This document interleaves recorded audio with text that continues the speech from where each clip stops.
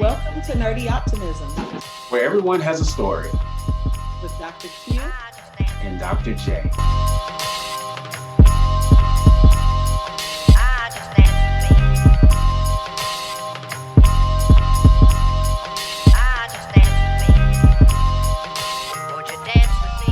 Welcome back to Nerdy Optimism. I am Dr. J. And I'm Dr. Q. Dr. Q, how's it going? It's going pretty good. How's it going with you? Pretty good, pretty good. I'm excited about that recommendation you gave me the other day. It's a hit here in the Jackson household. Oh, what was that recommendation? That Dyson vacuum cleaner. I told you. It's a winner. It's a winner. It's a winner. So today's guest. Wait a minute. Wait 1 minute. Before we get into today's guest, who is absolutely wonderful and impactful, I have a question for you. Okay. So, nerdy optimism, right? Right. What constitutes you classifying yourself as a nerd? What makes Dr. Jackson nerdy? What makes me nerdy? Okay. There are a few things, I guess. I used to read TV guides for fun. So I've kind of put that habit down. So I don't do that anymore. I'm trying to think of what's another nerdy fun fact for Dr. J. I have like 100 bow ties. Yeah, I think I've seen at least half of them. I watch the Weather Channel a lot. Deep down, I think I want to be a weatherman, where I could talk about the barometric pressure and cold fronts coming through. What else? I think I may have one that tops your TV guide. So, in my elementary school years, my mom bought me a set of encyclopedias. And most kids were like, all right, cool, we got the encyclopedias. I can use this, when I have a report to write for school. But I took it upon myself to read each encyclopedia cover to cover, A through Z, because I just found it interesting. You know what? That tops. I think that does top the TV magazine, the TV guide, because my nerdiness when it comes to that, it could be considered useful information because you can mention any movie and I can tell you what it's about, the year it came out, every actor or actress that was in that movie because I've read it in that TV program. You say Karate Kid, I can say 1984, Ralph Macchio. Like you just mention any random movie and I can tell you what it is. So it's hilarious. That kind of started the nerdy train. And if some of my listeners are at home just wondering, do they fall in that category? If you've been in more than 2 spelling bees, come on down. If yes. What else? I don't constitute spelling as a sign of intelligence, only because I can't spell, right? So true, but it does constitute I would say nerdiness. Now, that is very true. That's very true. My class will always nominate me to be in the spelling bee, and I would beg them not to because I'm like the most horrible speller on the earth. Yeah, so I believe the year was 1988, 1989. The pressure was on. I had a clean sweep on every award at the school. every award you can imagine. And it came down to the spelling bee. Me and another girl, and I was so confident. I had my new Dockers on, my new penny loafers, had my little vest on, and I knew I was going to capture yet another trophy. And the teacher says the word, and for whatever reason, I think I don't know if I choked. I don't know what it was. The word was popularity, and I spelled popular, and I could have sworn she said popular, and I tried to tell them to run the tape because I was right. Run the tape. But at the end of the day, I lost, and it kind of hurt to this day.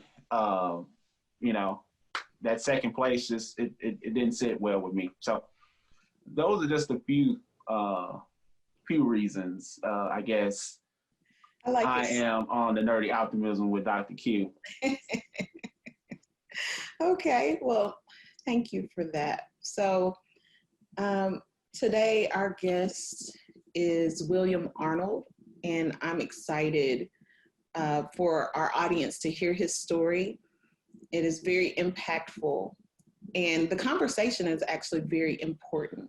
But before we bring William in, can you give us your nerdy reflection? I'll keep it short and sweet this week with William Arnold, affectionately known as Fry. So as I was reflecting, I didn't listen. I haven't listened to the entire interview with Fry. It was a good listen, but I wanted to listen in its entirety with you and right now. But one thing that I reflected on was William talks about that dreadful day of being convicted and having to go to prison. Yeah. And one thing that I thought about was Dr. King, Birmingham, Alabama, when he wrote his letter. And he basically said that in the end, it's not the words of our enemies that we're going to remember. It's going to be the silence of our friends. Yeah. And I think about that with William, in that there are so many people that are rooting for him and are there, and there's so many people like him that are incarcerated wrongfully. And what are we doing, right? I think we can do more. I think that we should take the lead, take the guidance, and try to help some of these brothers and sisters get home who shouldn't be wrongfully locked up. Agreed. So that leads me to my nerdy stat for this week. Mm-hmm. And when I was reflecting on William's session with us, his podcast with us, I became interested in what actually happens with those who are wrongfully convicted, because this is not a topic that is talked about a lot. So wrongful conviction and mental health, or even just the topic of wrongful conviction. There's a study out of the University of Chicago that sheds a little light on mental health and wrongful conviction. So according to data from 2015, around 1,700 prisoners in the United States have been exonerated, and they serve an average sentence of 10 years. And a disproportionate amount of the exonerated prisoners are African American. 60% are people of color, but again, half of those are Black. And when you are exonerated or essentially released and made free, you still carry psychological wounds and stigma from your time in prison, your unjust imprisonment. And you face troubles on other fronts too, like unemployment, financial concerns, and poor physical and mental health, along with strained family ties. And what I thought was very interesting, and I did not know this until I did a little digging, is when individuals are exonerated and set free, this is the time period where they need the most support, right? So we're thinking support with employment, housing, transportation, education, their physical and mental health, right? So we're thinking of these things, and there are support systems set in place for those who are paroled, but those who are exonerated and who were unjustly imprisoned, there are no social support programs for them. And this is according to the Innocence Project in 2009. So that just blew my mind, Dr. Jackson, that there's no social supports in place for those who are exonerated. So they really get the short end of the stick on both ends. They were unjustly imprisoned, and then after that, they don't have any social supports. So if you want to know a little bit more about that, check out the Tennessee Innocence Project and really read up and be knowledgeable about what's going on here. It's such an important topic. Wow. Thank you for that that information, Dr. Q. The time is now. The time is for us to turn that volume up, right? Let's not be so silent. Let's do it. Let's bring in Dr. William Arnold. I'm excited. I think everyone's going to enjoy this. I think so too. Let's go ahead and bring them in. I want to welcome you guys back to Nerdy Optimism. Today we have a special guest lined up for you. We have Dr. William Fry Arnold in the house with us to shed some light on his story. We're extremely excited to have Dr. Arnold in with us today. So thank you for gracing us with your presence, man.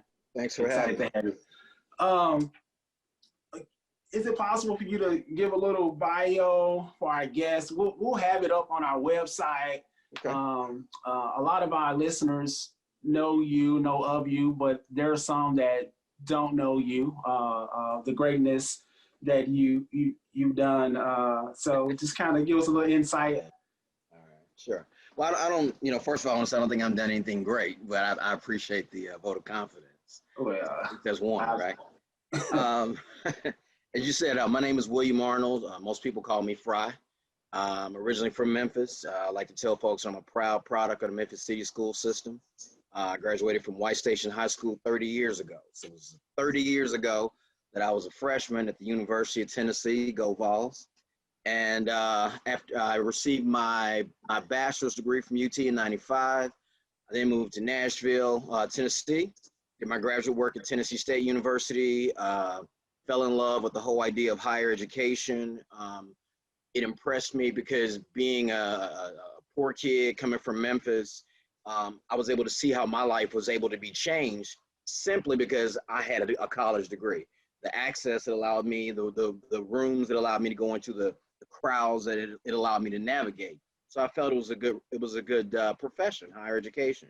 For a while, I thought I wanted to be a college president. So after working at Tennessee State for a couple of years, I went on to work for Tennessee Higher Education Commission and then the Tennessee Board of Regents. But it was working through those agencies that I more preferred the policy side of higher education and a little the campus side of higher education, and a lot more of those campus politics that I really didn't have a stomach for. So as I worked in higher ed, I also did a number of things in the community, worked with a number of different community organizations. Some I become affiliated with in college, others just in life. Checking those boxes that they say we're supposed to check when we're living that American dream. You go to school, you you have a good time, you graduate, you keep going.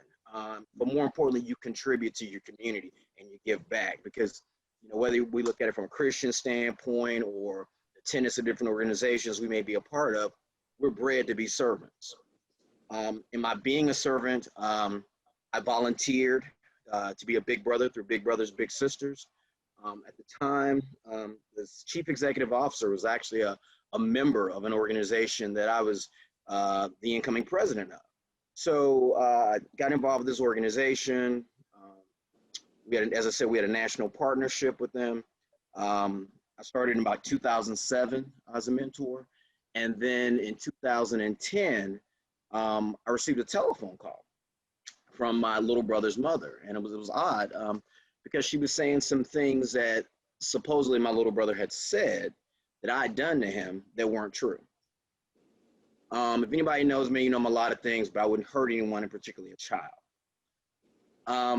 Fast forward 2013, I have a trial. After a 5-day trial, I was convicted. I was sentenced to 25 years, day for day at 100%, meaning there is no parole, there is no probation. You're here for 25 years. At the time, I was just turned 41. And, what do you do? What do you do? So I spent 4 months in solitude, in solitary confinement in the Nashville County Jail. After that, I was then sent to Pikeville, Tennessee, which is essentially the clearinghouse for the state prison system. In other words, anybody who goes into prison, you have to go there for what they call classification. It's an older prison, been around probably since 1980, but that's where I was housed from, December 5th, 2013, until just this past April. So I spent 6 years and 9 months in prison. It was a challenging experience, to say the least. I'm totally out of my environment, around people saying and doing things I couldn't relate to. But it was interesting because a part of my survival in this environment was just drawing on some of the things I'd experienced in life. As a kid, I went to summer camp a couple of times, being away from home, writing letters. As a freshman in Hess Hall, community bathrooms. So learning how to walk down the hall to take a shower. And then just the natural people skills, well, let me not say natural, but the people skills that I had honed via watching my dad as a church deacon, watching one of my favorite uncles, may he rest in peace, who was a bus driver. Men who knew how to get along with people, how to serve people, but also how to encourage people, and also how to have a good time, for lack of a better term, how to crack a joke, how to save face for another person, these types of people skills. As I said, at the time I was 41 years old. I'd been in organizations composed completely of men since I was 19 years old. So it wasn't a challenge in terms of dealing with men who were, in some cases, 19 years old, just coming to prison, facing a life sentence, to men who were 60, 65 years old, still serving a life sentence. So it was some serious diversity in terms of the people with whom I was dealing. One of the things that never wavered in all of this was this love and the support of my family and friends. In prison, it's a very dark place. I met guys who've been there 20 plus years who never received a piece of mail, never gotten a birthday card, who didn't use the phone. They had no one. So having family and friends who came to visit, who put money on my books, who sent newspaper clippings, who sent books, who kept money on my phone account, these types of just what sounds really small are big things when you're in that environment. Those are the types of things that to some degree keep you connected to the outside world, keeps your mind alive. Visits from pastors and cars, people like Representative Harold Love there in Nashville, Bishop Joseph Walker, my home pastor, Daryl Drumright. Having these men write me, visit me, talk to me on the phone, important pieces of the puzzle. My family even started a prayer call every first Sunday of the week. we would have a 30-minute call where I would call my cousin, she'd patch me in on three-way, and folks would dial in, and we'd have as many as, I don't know, 30, 40, 50, depends on what was going on, folks, every month. And during that 30-minute time frame, I'd give an update on what was going on in my life, what I'd done that past month, what books I read, what was going on with my case, and then someone else would sing a song, someone else would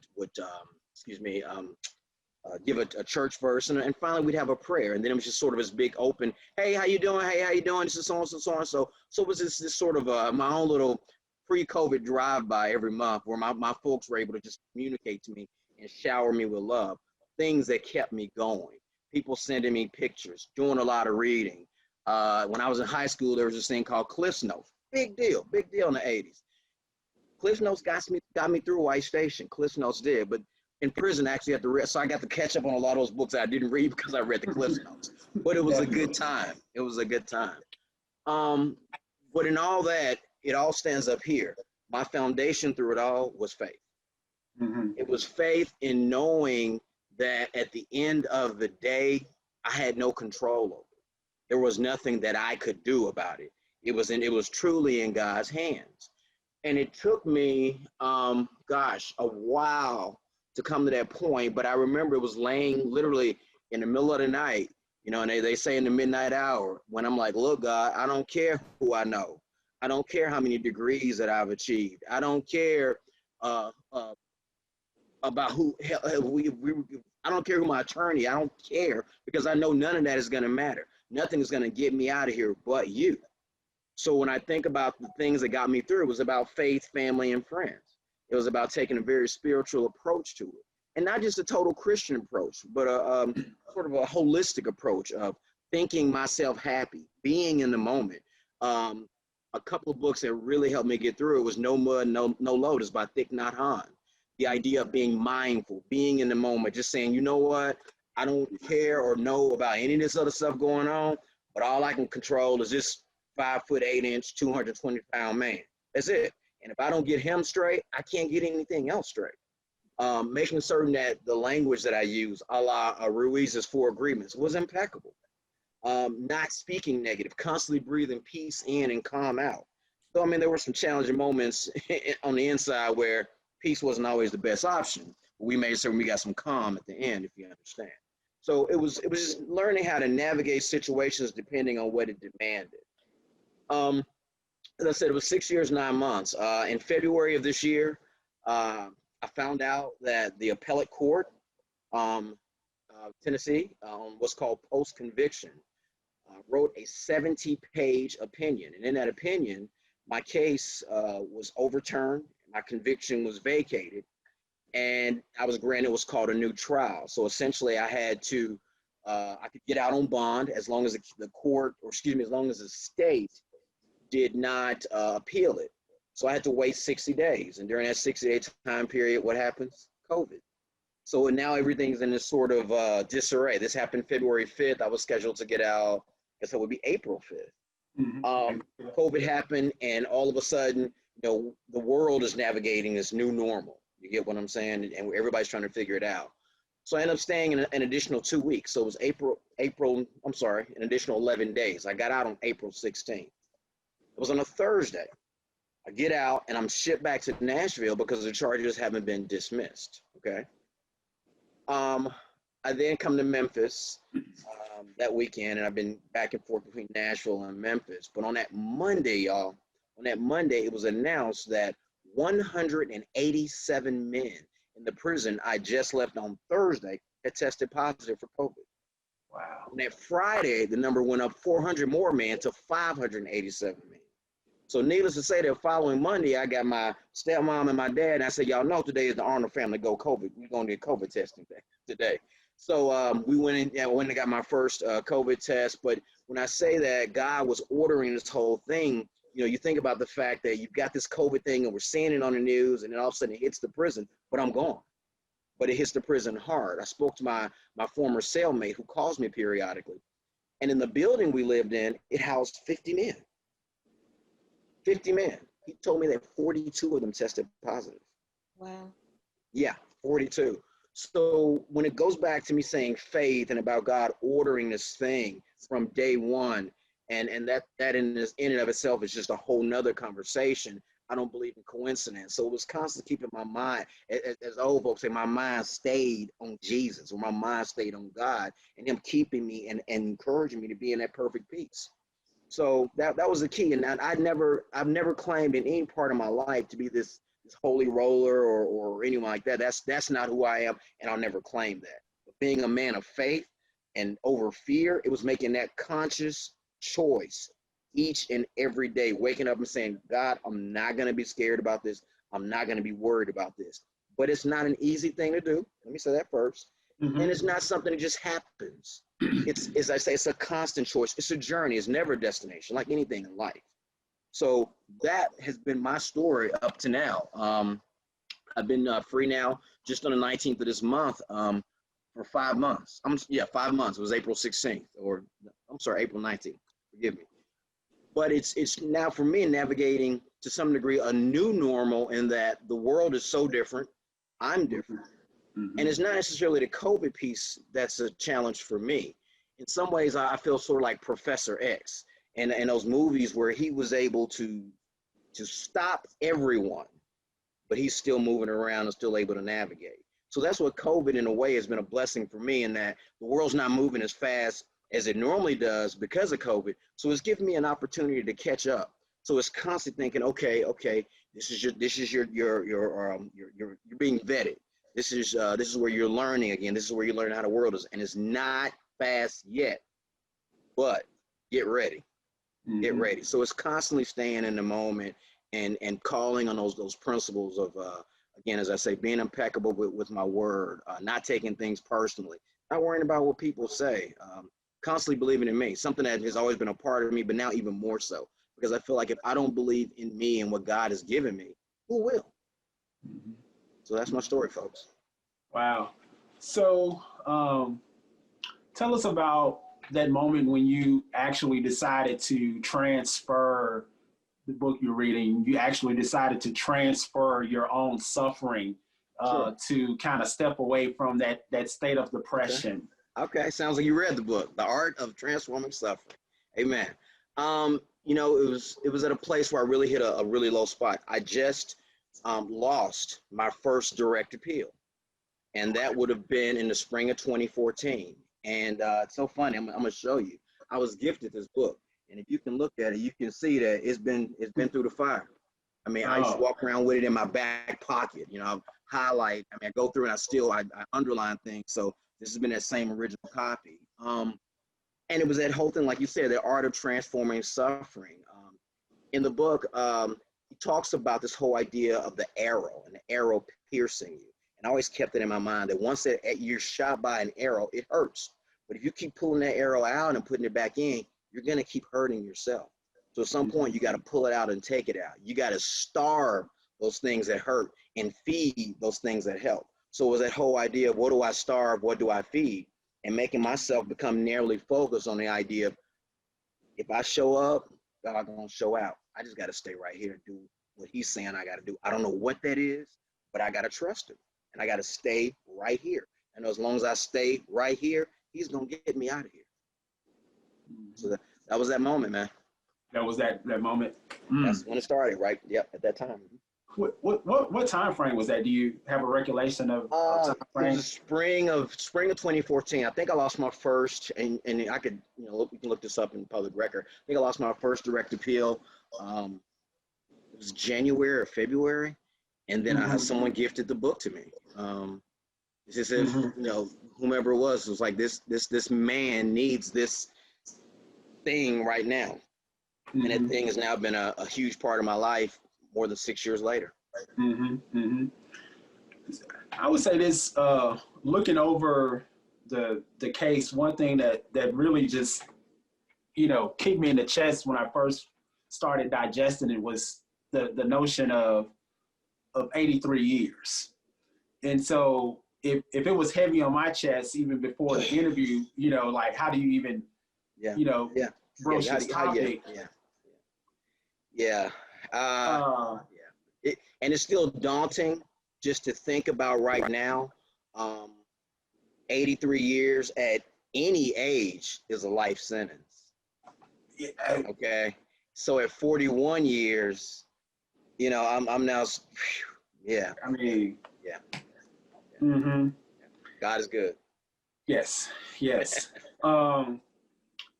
So, like, I kind of think about, I'm trying to think, Mike Tyson versus Buster Douglas. He can't lose, right?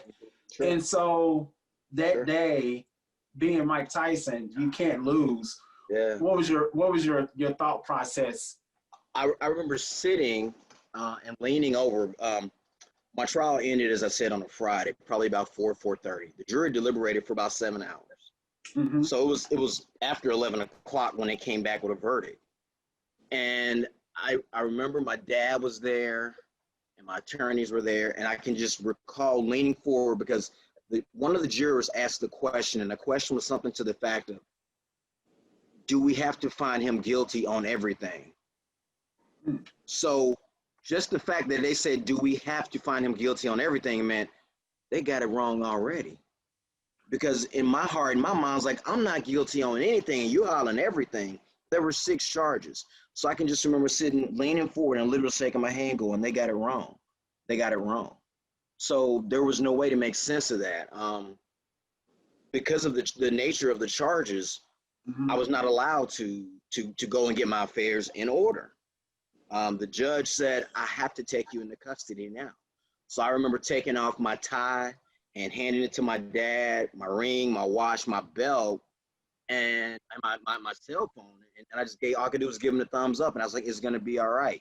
And at the time, I didn't have the strength of the faith that I have today or that I even developed there. That's all I could do was say, it's going to be all right. So you just kind of go in this zone where it's as if you're seeing it happen and you're not literally in that moment. An out-of-body experience, for lack of a better term. Mm-hmm. So when you spoke about the sense of loss of control and understanding that God is in control and having that faith move into place, that's a place that's really hard to get to for most people. Sure. So what was it that actually brought you to the point where you could truly understand that God is in control and let your faith take over? Because the point before that can be so dark and so dark for many people. Sure. Well, it started with being really immersed in the Bible. My first 2 weeks in the county jail, I was in the mental health unit. They explained to me that their protocols were when a person is suddenly found guilty of something as serious as I was and they've never been in prison, for observation purposes, they put you in a mental health unit. So I was in a cell by myself with the lights on 24 hours a day. And it was just having nothing there but a Bible. Nothing but a Bible. And I remember it was a Bible in the cell, and I was panicking. I didn't know what to do. I remember just opening it, and in the front of I think it was a Bible that the Gideons give you. It had this list of, for this issue you go to this scripture, this issue you go to that scripture. And there was one about was it faith, I believe? But in any event, it was Philippians 6-8, and that has become sort of my foundation verse, and that was, be anxious for nothing, but in everything through prayer and supplication with thanksgiving, let your requests be made known to God. And the Spirit of the Lord, which is beyond all understanding, will comfort your heart and minds. And so it was just really focusing on that initially. And it was actually the Christian foundation of my mindfulness journey. Because when you think about what that says, you're giving it to God and you're just letting that comfort you, and you are happy in that moment. And I didn't get it until I was able to apply the whole no mud, no lotus piece to it. So that's when it began to start, but then it meshed, and I think started to really firm up once I got the no mud, no lotus. And it gave me some practical things to do.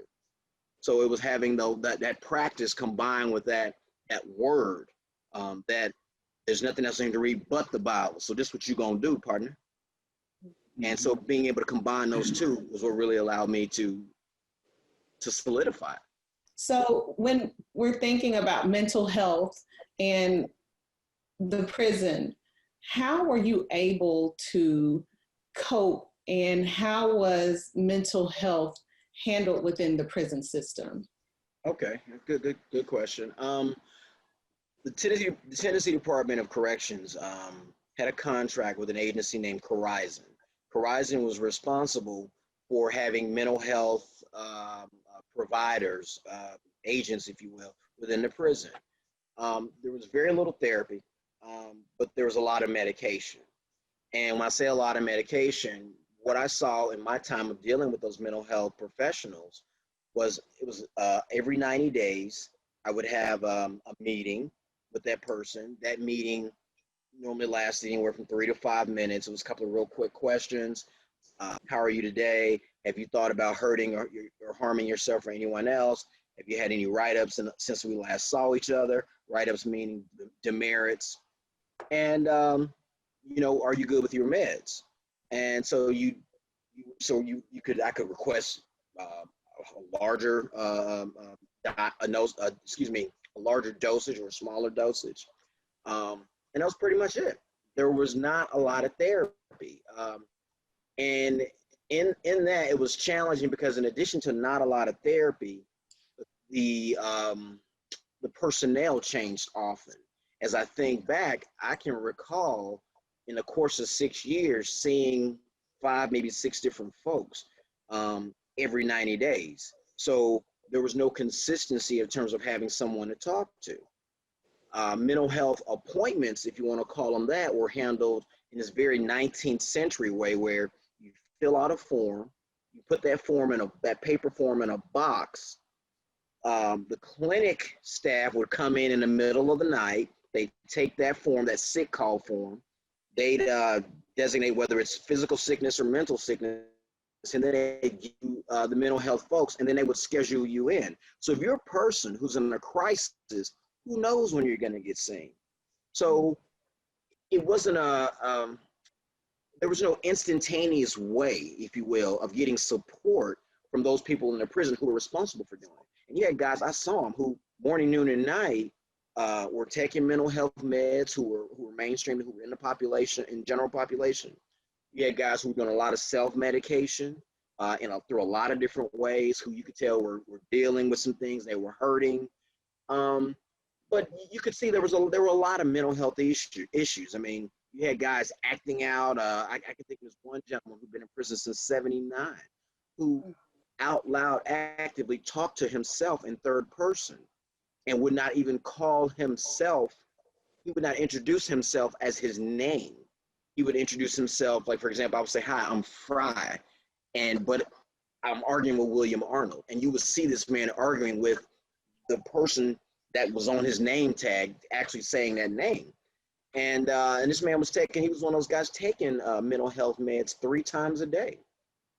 So you saw a lot of things that were abnormal, a lot of things that continue to remind you, I got to remain a Lakers fan in this Celtics environment. I can't root for that team because I don't know anything about that team. Mm-hmm. So mental health was a visible challenge that you could see each day you were there. And you talked about your battle with depression at one point, and they gave you what did they give you? I was taking Paxil. I was anywhere between 20 and I think I got to a maximum maybe 50 milligrams of Paxil. Mm-hmm. So that's what I was taking during that time. Mm-hmm. Mm-hmm. And like today, fast forward to today, that mental state is a lot better, you would say? Heck of a lot better. I knew I didn't want to be on medication. I didn't like some of the things that made me feel. I didn't like the idea of not being who I knew I was. Right. And so also I have some very people who are close to me in my life whom I've seen not do the work necessary to overcome depression and to just allow themselves to not just be medicated, but to some degree over-medicated in an effort to just let that be their coping mechanism and not at any point addressing what the issues are. So in my mind, I did not want to be intellectually and emotionally lazy because I didn't want to do the necessary work to say, hey, I'm going to be all right. So a lot of that was, again, being in that moment and saying, I'm going to be all right. And I'm not going to rely on this to make me all right, because I don't know if I'm going to always be able to get this, but I know I can get this right here. Mm-hmm, mm-hmm. And now that we have hit this reentry, is this something that you maybe thought about therapy now that you're back home? Oh yeah, I'm actually now in talk therapy. Okay. That's been, in a way to try and unpack a lot of this and try and make sense of it. I find that in a lot of ways I'm still very, I'm still very angry, but I'm still questioning a lot of times, why did this happen?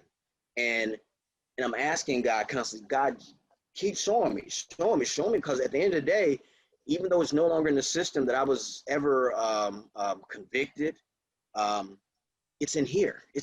So it's there. The things that I saw, the things that I felt, I dealt with, it's still there. So I'm never going to say that, hey, I'm this pillar of strength and faith. It was all God carrying me through, but there's still some scars. Right. At the end of the day, there are still some scars. And if I don't acknowledge those, I'm not truly acknowledging what happened and what God has allowed to happen to me, because that's still a part of it as well. In a letter you wrote, and I read this maybe a couple of years ago, I believe, and I remember talking to my mom about it. I was at her house. She lives out, and I mentioned it, and we were just kind of going back and forth, and you talked about being a Lakers fan at a Celtic convention. Tell the listeners how daunting is that? How difficult is that? Oh, man, because gosh, we were in the same. I guess it's the idea of, was it Dr. King that said, no matter what ship we came on, we're all in the same boat. So it was like I understood that there was something different about me, not better, not exclusive, but different. And it was the idea that I felt and believed that because I hadn't done anything, because they had gotten it wrong, I wasn't supposed to be there, but I'm in prison. But because I know that I know who I am and I know what I am about, I'm not like anybody else here. Whether it's my life experiences, whether it's my way of thinking, whether it's where I'm from. I was that Lakers fan in a Celtics convention. And it's funny you say that, because I use some other analogies to get people to understand it. How did you even know that? Did I write? Wow, okay, yeah, that's interesting you even heard that. But it was, that's just kind of how I had to rationalize it in a way to not get caught up in the culture. Because if I'm a Lakers fan, I'm not going to get caught up in what the Celtics are doing. Mm-hmm. We just like the same sport, and we just happen to be at the game. That don't mean I'm cheering like y'all cheering. I'm doing something else. So it was that something else that I felt was going to set me apart and keep me focused on what I needed to do. Mm-hmm. Mm-hmm. And I think that's a word within that transcends different environments, every day. Definitely a word right there that so many could benefit from, that nugget just right there. Even myself, even in today's time, wow. Yeah, just because you're in the world doesn't mean you have to be of the world. Yes. Mm-hmm. I said, all right. Yeah. So, can you talk about giving so much? And I guess for me, I always hear about, you get out of the world whatever you put in. Sure. And for me, you put so much in. Do you feel like you are still owed a little bit extra? What's your thought process?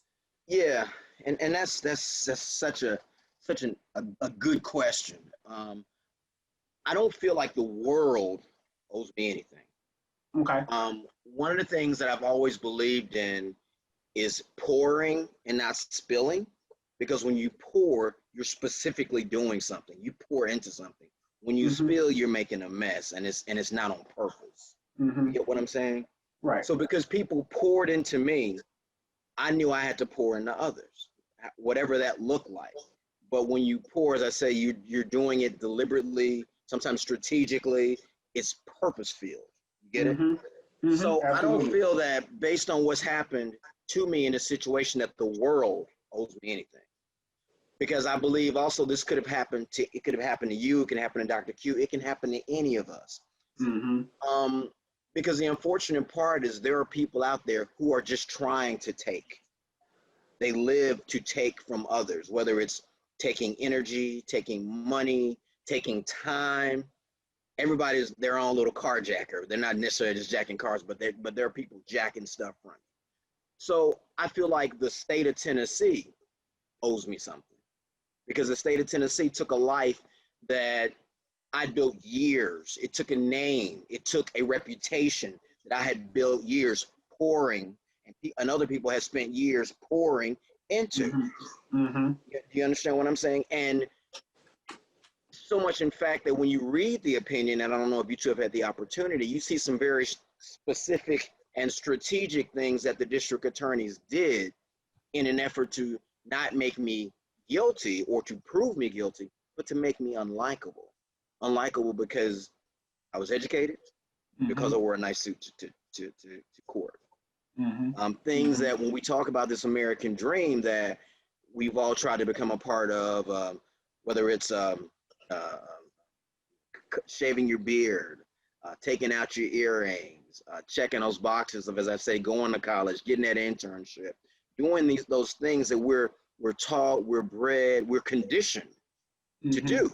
And then to have me in court and to say that because this man did these things, he's a bad guy. We got to lock him up. So yeah, in the state of Tennessee, as it was represented by those district attorneys, the state of Tennessee owes me something. At the end of the day. I agree 100%. So that, in my eyes, that would be a step in some form of justice. Because right now you're still seeking justice for William. Oh yeah. Still. Dr. Q, go ahead. So I was going to ask, so what would be your advice to someone who is in a similar situation? So not your exact situation, but a situation where you've done everything that you can and you've checked all the boxes, but someone tries to, as you say, take or jack that reputation that you've lived to uphold. You feel like something's been stolen from you. Sure. What advice would you give to individuals who are in that space? Well, the first thing I say is take all necessary precautions to protect yourself, your family, your treasure. And I don't necessarily mean with locks on doors or pistols. I simply mean with the organizations, the people, the things that you affiliate with, that you volunteer for, understand the rules that are put in place, know your rights as a person, know with whom you're dealing. One of the challenges in my situation was that Big Brothers Big Sisters had no protocols in place to protect me. When I first received the call from the mother, and I immediately went to Big Brothers because I felt like this was some sort of shakedown from the family. Big Brothers sort of gave me the cold shoulder and was like, well, Mr. Arnold, we're very familiar with you and all the work you've done, but you've got to do what's best for you. So I was floored because I'm like, I'm a volunteer for you. I'm a volunteer. I'm a table captain at your annual breakfast fundraiser. I'm a member of your ambassador circle. Hey, I'm all in. I'm not just a layman. I'm doing other work for your organization. And when you tell me I've got to do what's best for me, that's the cold shoulder. So I say that when you are, read the fine print, know who you're dealing with, protect yourself. So wanted to talk about what can we do collectively as a team to help with this exoneration process. Yeah. Like what's the next steps with that? Man, so exoneration is a word that's thrown around very easily. However, in Tennessee, exoneration is totally different than it is in any other state. It's a very convoluted, very difficult process. To date, Tennessee has only had 22 exonerations ever. Okay. A couple of weeks ago, I had the opportunity to speak with a gentleman who was the 22nd exoneree in the state of Texas, and that was in 2009. Okay. Texas now has over 100 exonerees. Wow. So it says that there's a lot more work going on in Texas than there is in Tennessee as it relates to working on cases of those people who are possibly, or who have been rather, wrongfully convicted. To explain the process real quickly, it's sort of a 3-step process. First, you have to fill out an application, roughly a 6-page application, and you have to include a lot of documentation that goes to the Board of Parole. It's a 7-person board, all Republican appointed individuals. None of them walk like, talk alike, look like me. That board then has to have a hearing. They can call a hearing and essentially retry me. Not where I can go back to prison, but to actually have a hearing where I have to convince them after filling out this application that I'm worthy of being exonerated. That board then makes a decision, a recommendation to the governor. Mm-hmm. The governor then has to exonerate me. It's a sort of a process, really. What word I'm thinking of? When a person becomes a knight, it's bestowed upon you. Uh-huh. So the governor has to make that decision. And then this is a piece you did ask about, but in order to get restitution in Tennessee, the governor has to exonerate you. You can't get a dime from the state of Tennessee. Tennessee also has a law that was, I think, created in 2004. You can only get up to $1 million. To date, only 2 people have ever gotten any money through the restitution process, and neither one got $1 million. Mm-hmm. So, I mean, it's me, so I'm a bit biased when I'm talking about my story, but I can definitely say that my pain, my suffering, the collateral damage that's happened in my life and the lives of my loved ones is worth a lot more than $1 million. You don't get that $1 million in a lump sum, you get it in an annuity. So you probably wouldn't get the entire $1 million over the course of your life. Mm-hmm. So in my mind, the exoneration process, after you've been found to be wrongfully convicted, is adding insult to injury. But that's the process in Tennessee. That's the process in Tennessee. Wow. Yeah. Wow. Part of my own naivete. So right. So that's the only thing. That's the only route you can go. You can't sue the state of Tennessee for. And then I have to make a claim. In other words, to get restitution, the Tennessee has a board of claims. Okay, mm-hmm. I have to make a claim to that board, and then that board decides based on my loss of income, based on any documentation that I have to show that I went through mental, emotional pain and suffering, and then they put a dollar amount on it. So, it's it's kind of it's a double bind in some ways, because the state, first of all, this board of parole has to decide something. Then they have to ask the governor. Then the governor has to decide, all state entities. And then I still have to go back to the state, another board, and say, well, what do y'all think I should get? And had I not gone to prison, y'all, we wouldn't even be having this conversation. And I say that in that when you think about your loved ones, you think about your classmates from UT, your classmates in your graduate studies. How many of them had to deal with this? How many of them would you have imagined would have had to deal with this? My eyes would have never been open to this process, never been open to the idea of wrongful convictions, criminal justice reform, because you're going along in your day-to-day life and you're dealing with life. And this is stuff that, again, goes back to that American dream that was far from us. We all went to school so we wouldn't have to deal and navigate and operate in this type of world. So now it's thrust upon you, and what do? You educate people about it. You talk about it. You advocate. You make certain that this doesn't happen to anybody else's child. Mm-hmm. Mm-hmm. Yeah. I mean, it takes modern day lynching to a whole nother level. You gotta preach. I mean, it's painful.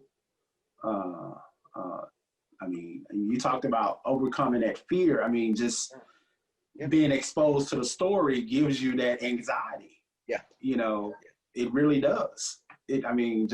your body temperature change, just thinking about, hell, this is something that can happen to any of us. Hey, I tell folks, if anybody asks you to volunteer a mentor, you tell them to go to hell. And you write them a check for $50 and say, I support your cause with these $50. I mean, I promise you your life will be much simpler. You won't have, because in retrospect, had I wrote them a check for $1,500. Right. Yeah. Wow. This has been a very impactful conversation, and I just want to thank you so much for sharing your story with us. So I know that we're working on the exoneration piece, but what's next for you in your immediate steps? What's next? Immediate is just, day-to-day adjustment. For me, just still trying to figure out streaming. I still that wasn't around when I was streaming, or the fact that now you got these televisions that are smarter than you, but just on a serious note, just navigating the world. As I said, that whole idea of Professor X, being able to take my time to find out where I fit in, to find out what new skill sets have I developed, and how do I sharpen the knife to prepare those old skill sets as I think about re-entering the workforce, perhaps in a different capacity, being an advocate for people, making certain that if it's not about financial restitution, there's restitution for others. I'm making certain, as I said, that I'm on the front line of whatever this fight looks like, and I don't know what it looks like. But also part of that is just trusting and saying, God, I know you're going to direct me. I know you're going to direct me. Just like you directed me in there, I know you'll direct me out here. So being mindful.